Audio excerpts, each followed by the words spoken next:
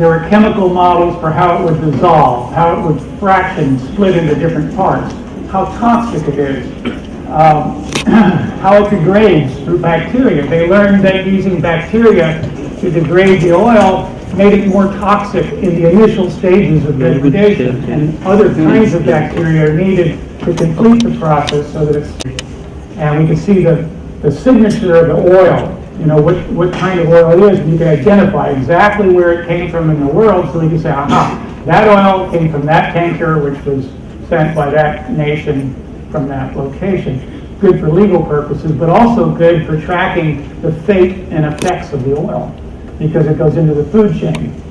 Not only is the oil a problem on the water, a great problem was on the land for the farmers, because the toxic fumes from this oil were nearly deadly, and it also damaged all the local fisheries, the mussels, the lobster industry. The lobster bins had to be torn apart and removed.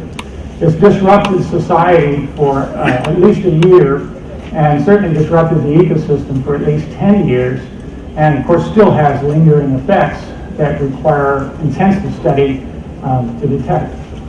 Quite often you'll find an attitude listed on the bottom here, out of sight, out of mind, after we showed pictures of, you know, thousands and thousands of pictures of oil seams and oiled beaches and oiled birds. A whole puffin colony was wiped out, driven to extinction. Even after then, the oil company came and took photographs of clean beaches. They could find a few spots of clean beaches. So they just went through the whole coast and only took pictures where there was a clean beach, and they published those. And they said, look, it's not a problem. So you have to be aware of bias, you know, when you do sampling. And it made me aware, too, that we were doing the same thing. We weren't taking any pictures of the clean beach. We were taking pictures of the oil beach. So as a scientist, one should be honest and fair. So what did we do? Well, three really important things came out of this program. Nobody was ready for this. This surprised everyone. There was no national program, no international agreement. When we went to France, they had no policy on how to use dispersants, when to use dispersants, how far offshore, when it's toxic. They looked to us because we were a research team. We weren't designed to advise governments and coast guards and military people. We were designed to study, but we became advisors. And so there's this crisis response, and there were books written about crisis science. How do you do science in a crisis? But the next step after the initial, it's like triage in a big accident or a medical emergency. After the initial phase, we then set back, what are our options, and consult all of the stakeholders. You don't want just an elite few people who think they're smart trying to decide what's good for everybody. We have to bring in every stakeholder to the table because we don't even know the answers. And finally, after a number of these emergency responses took place and we started to gain experience, we organized a series of national workshops in regions around the United States to conduct a week-long workshop with government, industry, private sector, public, to get all the stakeholders together and say, we need a local policy on what to do if there's an oil spill on your coast. And as was said earlier this morning, this approach needs to be context dependent. It needs to be at least regionally specific, because we can't have one policy for the entire coast. There's too much variation in cultures and businesses and the environment. So all of these specifics have to be taken into account when you draw up this contingency plan. That effort went on, I think, maybe for 15 or 20 years, and is still being revised and revised. So now every region has their own set of guidelines and rules and who to call lists and procedures if there is a spill. And that's the kind of thing it needs, but it taught a great deal. We had a whole system problem, a whole system response. We took a whole system approach, and we got a whole system result. And so I'm very much focused on how do we come back to looking at the entire system instead of trying to manage all the separate processes and mechanisms and parts. But the bottom line is, what made the big difference in calling this a success in the end was the personal and cultural values that people had.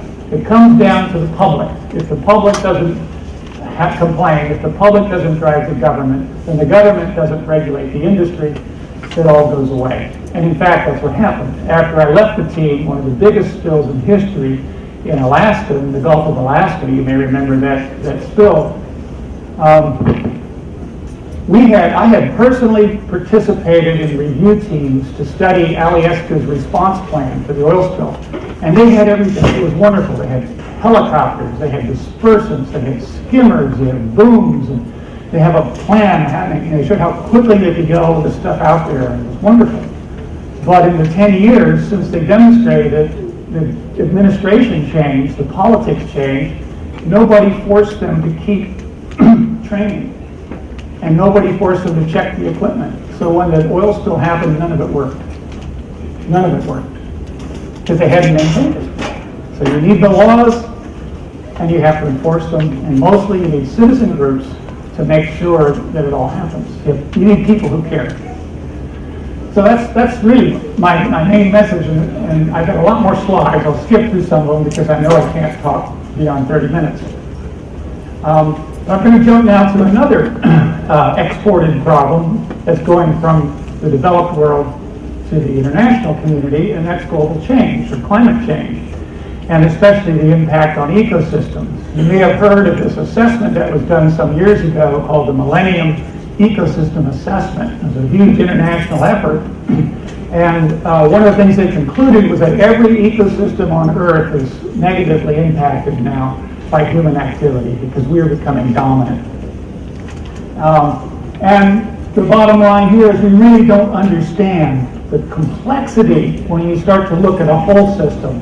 There's feedback loops, and there's things that cause things that come back and cause the original things. You have these, A causes B and B causes A. It's not a simple linear process that we're used to studying, in the physics laboratory with a ball rolling down an inclined plane. You know where it starts, you know where it ends. But with an ecosystem, everything is starting and ending and starting again, and it's all complex.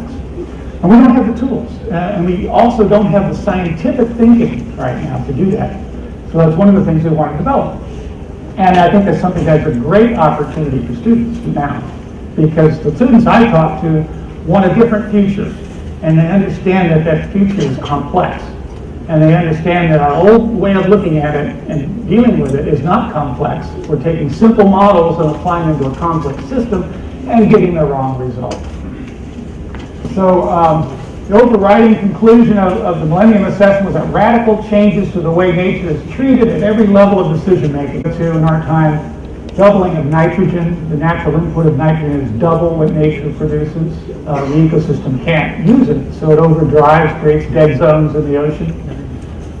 Greenhouse-induced temperature rise, 50% of the surface of the Earth is converted for human use. What's the result? Well, one result is tremendous biodiversity loss. And if you look at the rates of extinction in past geological extinction periods, we're as high as any in geological history right now. We're destroying the biodiversity of the planet at a feverish pace, almost unprecedented. Who's going to do something about it? It's up to you guys. So there are different views. There are some people that come out and say, well, look, things are just getting better and better. Technology is improving our lives. Incomes are going up. I have 2 cars instead of 1. And the other side is saying, but you're destroying the environment. Well, there's a big argument, and they were back when there were bets made as to who would win the argument. It's really silly. The point is they're both true. We're improving our lives at the expense of natural capital. And we're not adding up the costs to nature. Just like all the waste issues that were discussed this morning, who is adding up the true cost of that waste to human health, to mitigation needs, to all the infrastructure that it eventually impacts, to the reduction in GNP, because it's not prosperous to do that. So what brings people together? Why do we cooperate? And one of the things we discovered in the West, in a very mechanistic thinking world, dealing with a crisis, was that the first and foremost thing is money. If I pay the chemists to work with the physical scientists. So we had a huge pot of money because of the political conditions, and we could hire people to go out and study the environment. And so we had cooperative teams. Another thing, of course, is crisis. People pull together in a crisis, work together, even without the money. There were volunteer groups pitching in, non-government organizations pitching in, private citizens volunteering their time. Just like in New York in 9/11, people come out and help one another in a crisis. But these are both temporary drivers. What's going to be the long-term driver for cooperation? And I maintain it's going to be enlightened self-interest. Enlightened self-interest. In other words, we know that when you use the word self, it doesn't just apply to me alone. Maybe it applies to me and my brother. Maybe it applies to me and my family. Maybe my community. Maybe my state. Maybe my nation. Maybe the whole world. We broaden our concept of self. And we can be as selfish as we want to be if we include everybody, right? So I think that's the way it has to go. But we also have to develop a scientific way of doing it. This animation shows the global pattern of human land use over the last 8,000 years, a time when human populations began expanding following the origins of agriculture. The earliest areas of human land use are in Mesopotamia and the Fertile Crescent areas of Southwest Asia, followed by increasing areas of land use in China, India, and Europe. Watch for areas of intensive land use developing in India, especially along the Ganges River plain, and in northern China along the lower Yellow and Yangtze rivers.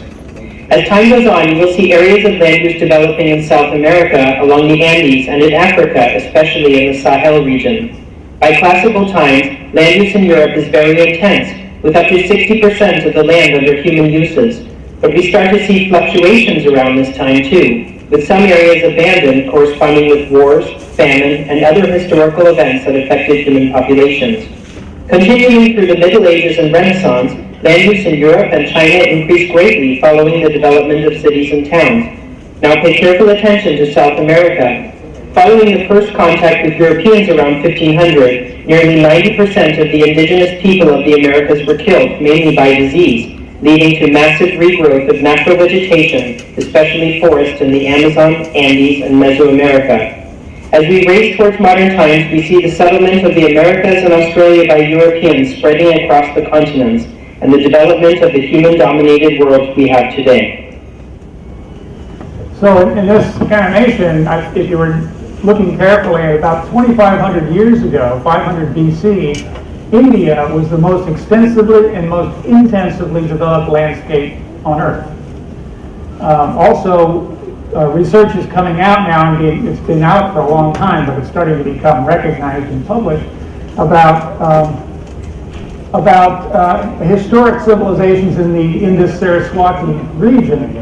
And this area is probably contemporaneous with Mesopotamia and Egypt as the cradle of the real beginning of civilization. You have that as a cultural history right here. But I would suggest that when we look at I'm proposing a program for international education program to bring awareness up for ecological literacy, and I'm suggesting we begin with India and the United States.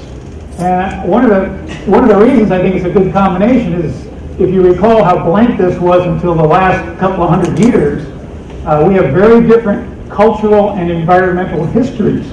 And that affects the way we think, and it affects the kinds of solutions we'll come up with. And it affects the way we might think of creating a whole system or a whole science. So land use choice is balancing human needs and ecosystem function. This is just showing how much in different types of land conversion is taking place. This is the percentage of wild land, and then moving into modern times, this is the amount of wild land that's left. Okay? And intensive agriculture, we've really dominated the system. I alluded to the civilization in the Indus-Saraswati. It's buried under the Thar desert. It was probably an ancient, very holistic living society. That's a whole other talk, so I won't say more about that, and I'm just learning myself. But I think as we in the West start to think, how do we figure out what it means to be holistic, we might consider that there are examples already where people knew and lived it sustainably for thousands of years.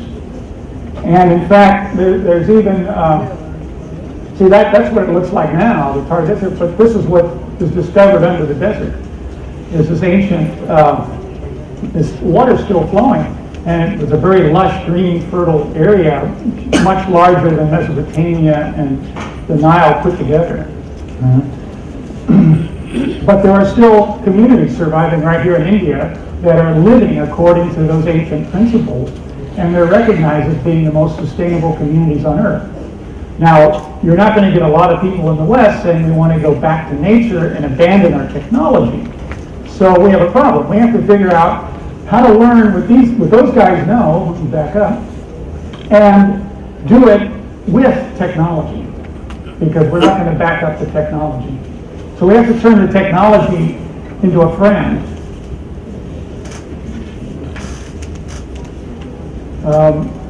From the U.S. National Science Foundation, their definition of sustainability is this: a sustainable world is one in which human needs are met equitably without harm to the environment and without sacrificing the ability of future generations to meet their needs. It sounds great, and of course we agree with this. However, notice it's focused on human needs, our perception of needs, meeting our needs. Is there something about the larger system that we're a part of where we might need to modify our needs, our desires, where we might need to question some of our priorities and say, well, maybe those priorities aren't good ones when we consider the functioning of the whole system. So that's not in there, and I pointed that out. On the way out here, I stopped and attended this meeting of the Ecological Society of America on sustainable pathways, learning from the past and shaping the future. And I looked at the program and I addressed a panel of experts at the conference, and I said, you know what? Greater than 90% of all the discussion in this conference is about what I would call process sustainability, maintaining the mechanisms that we want, the production of goods and services that we want, and also technologies for maintaining that and counteracting damage as we see it. But we're like, the analogy of rearranging the deck chairs on the Titanic. We can rearrange things and get things to balance other things out, but we have to also step back and look at what's going on to the whole ship, you see? And less than 10% of the talks at the conference were about anything holistic. So I really pointed that out and said, well, what do you think about that? How do we go there? And they kind of, well, yeah, we need to, but we don't have the answers. This was a statement made by the Ecological Society of America, so they are thinking along those lines. Problem-solving approach, integrating science with society, bringing in social concerns, but also recognizing that it is a complex system with feedback loops, characteristics of complex adaptive systems, and looking at things like resilience. How are we doing on time? 5 minutes. 5 minutes? Okay. There is a classic paper in the literature of ecology by Garrett Hardin called about the tragedy of the commons. And in this paper, he talks about the difference between individual benefit and collective benefit. And he proposes that there's this natural mathematical law that says whenever you look after only your own interests, you will destroy the collective interests. And in a complex system, that isn't necessarily true, because there are opportunities and there are feedbacks that we could even take advantage of or create. And it doesn't necessarily apply to real people and real systems. But in other words, in any case, it was believed. And later, 30 years later, he published saying, yes, of course, there are feedbacks, and we can call for interdisciplinary synthesis, but who will respond? You see? He initially said, this is not a technical solution, it's fundamentally a moral solution. And what I would say is that we can find some combination of the two. We can start to expand science to look at some higher causalities, like how do you integrate a social system with a ecosystem? How do you bring in causes like a belief, a culture, an attitude? That changes things, right? When you have a different idea and you go out in the world, you do different things. and that changes your environment. So we need a science that can do that. And there are various frameworks for it. There's different views, east and west. This is the Millennium assessment view. But in the middle here, what is sustainability? There's literature coming out about this, ecological literacy, some wonderful books to look at. A lot of this got rooted in the K through 12 education sector. Now at the graduate level and professional level, I think we're seeing the emergence of sustainability science. And this is where we will really look at how to understand complex whole systems. And I particularly like this from Peter Senge, called Learning Organization. And I told the people at the Ecological Society meeting that this was embarrassing, because a management business person came out and said this idea of top-down, bottom-up integration, iterative design, incorporations, more creative learning, making institutions that can learn, not just act. And we're ecologists. We study organisms and ecosystems. If those aren't learning organizations, what are they? You see, we missed it. So I'm saying that there's some theory work to be done in ecology to catch us up to what we've already learned in social systems. One of the approaches I'm taking, I have to race through this because I'm out of time, is GIS. We certainly need data, and I'm looking at complexity on the landscape. So first we have to build what we know in specific measures. So these are databases, satellite data on elevation. These are high quality data sets that can be used for modeling. So here's a model of the river drainages, and so all those river courses are modeled from topography itself, if the data is good enough. We have road networks, all kinds of things. GIS, we have various different kinds. So this gives us a spatial synoptic view of the world, and we can also look at change in time. So this is change in marshiness. We did some workshops starting in 2008 to develop some modeling techniques. And this is looking at species distribution modeling, but going one step farther and saying, let's look at it in a more scientific way, or we can think of it as a potential on the landscape, and dissect that potential so we really understand that it means adaptation. It's not just a statistical description of what's out there. And we get something like this, where the purple area indicates the potential niche of an organism, and it's like an attractor in the system. You know, if that was a habitat for an animal, it would draw the animal toward it like a magnet. And if there weren't any animals to come toward it, it would evolve them from something else. So it's a real effective potential in nature itself.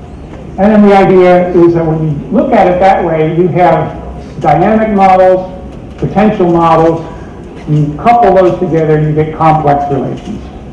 I think I'm going to have to call it there, but I'm also saying that in this work, we want to develop a informatics approach that is a more complex informatics that allows us to understand the functioning of whole systems.